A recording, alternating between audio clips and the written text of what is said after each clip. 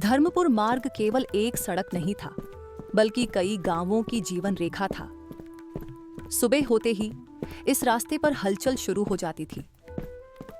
कहीं बैलगाड़ियों की चरमराहट, कहीं मोटरसाइकिलों की आवाज, तो कहीं बसों के हॉर्न से पूरा इलाका गूंज उठता था। किसान खेतों की ओर बढ़ते थे, व्यापारी बाजार की ओर, और स्कूल के बच्चे हंसते बोलते इसी रास्ते से आते जाते थे।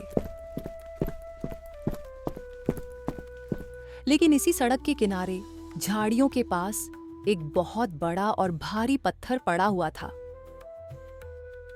काई से ढका, दरारों से भरा हुआ, मानो समय ने उसे भुला दिया हो।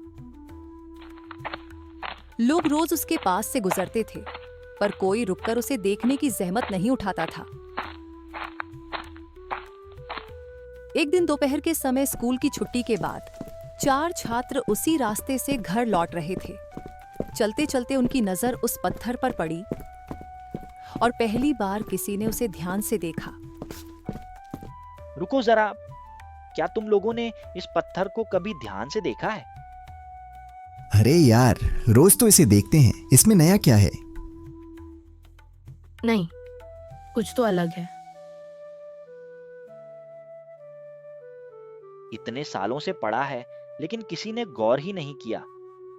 ये सिर्फ पत्थर नहीं लग रहा, कुछ उकेरा हुआ है। पत्थर की सतह पर काई हटाई गई और नीचे छुपा हुआ सच धीरे धीरे सामने आने लगा। जो अब तक सिर्फ एक पत्थर था, वह अचानक सवाल बन गया। यहाँ कुछ बना हुआ लग रहा है। ये सच में गधा लग रहा है। कहीं ऐसा तो नहीं कि जो इसे ना समझे वो गधा कहलाए? मजाक मत करो, इतने पुराने पत्थर पर यूं ही कुछ नहीं बनाया जाता।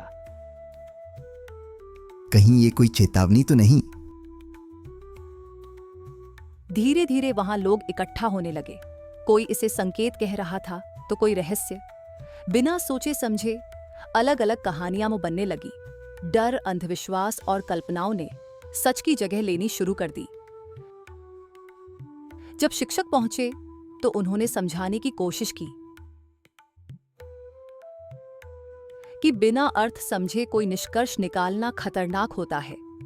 लेकिन भीड़ का मन अब तर्क नहीं, किसी चमत्कार की तलाश में था। आश्रम जाने का विचार आया, लेकिन वहां भी निराशा ही मिली। और तभी एक साधारण सा युवक सामने आया, संत का शिष्य।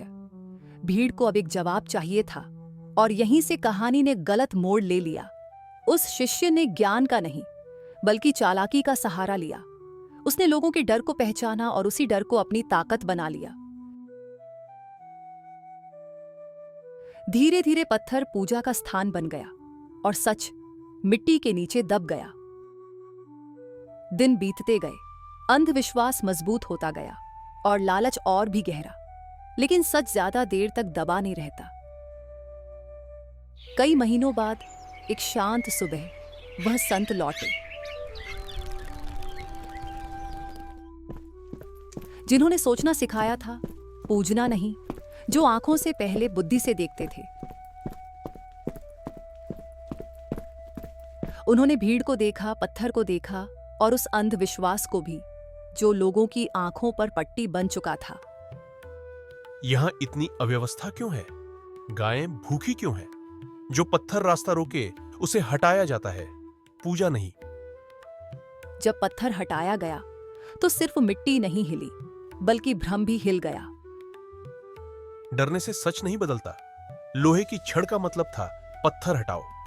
गधे का मतलब था जो बिना सोचे माने वह मूर्ख है। यह गलती नहीं, अपराध था। धन से बड़ा खजाना समझ है। गलती मान लेना ही पहली समझदारी है। पत्थर के नीचे छुपा था एक घड़ा, सोने से भरा हुआ। लेकिन असली खजाना सोना नहीं था, बल्कि सच था। तभी सबको समझ आया, चित्रों का असली अर्थ। लोहे की छड़ का मतलब था पत्थर हटाओ, और गधे का मतलब था जो बिना सोचे माने वह मूर्ख है। उस पल अंधविश्वास हार गया और सोच जीत गई। सज्जा मिली, लेकिन सुधार के साथ। धन मिला, लेकिन समाज के लिए। और धर्मपुर मार्ग फिर से वही बन गया, जीवन रेखा। कहानी यहीं खत्म नहीं होती, क्योंकि हर बार जब हम बिना सोचे मान लेते हैं तो ये कहानी फिर से शुरू हो जाती है। ये थी आज की कहानी। ऐसी ही और इमोशनल और मॉरल कहानियों के लिए चैनल को सब्सक्राइब करें, लाइक, शेयर और कमेंट करना ना भूलें। आपका साथ हमारी सबसे बड़ी ताकत है।